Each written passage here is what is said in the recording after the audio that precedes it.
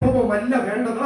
ഇത് ദിവസങ്ങളിൽ നമ്മുടെ ദൈവസഭയുടെ അന്തരങ്ങളിൽ അത് നടക്കുവാൻ ഇടയാക്കണം. അത് നടക്കുവാൻ ഇടയാക്കണമെങ്കിൽ ആ അനുഭവത്തിലേക്ക് ഒന്ന് വരുവാൻ വേണ്ടി അവൻ സമർപ്പിച്ചു കൊടുക്കുവാൻ ഇടയാക്കണം. അവൻ സമർപ്പിച്ചു കൊടുക്കുവാൻ വേണ്ടി അവൻ ഇറങ്ങി പുറപ്പെടുവാൻ ഒരു കൃപ, ഒരു അഭിഷേകം നമ്മളെ പകരുവാൻ ഇടയാക്കണം. നമ്മുടെ ദൈവത്തിന്റെ സമയത്ത് അടുത്ത് വരുവാൻ ഇടയാക്കണം. അവൻ കർത്താവ് വിളിക്കുക.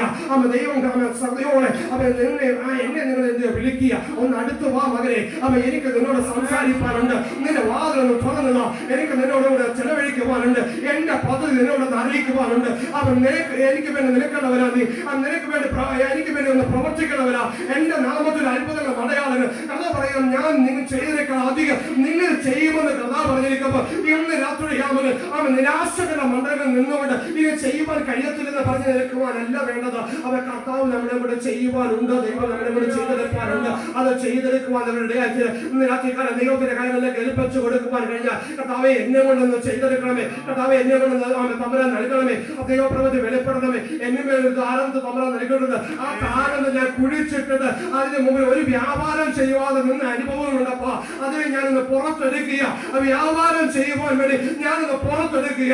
ദിവസം ദൈവത്തിന് ആത്മാവ് വ്യക്തമായി സംസാരിപ്പാനിടയാകട്ടെ.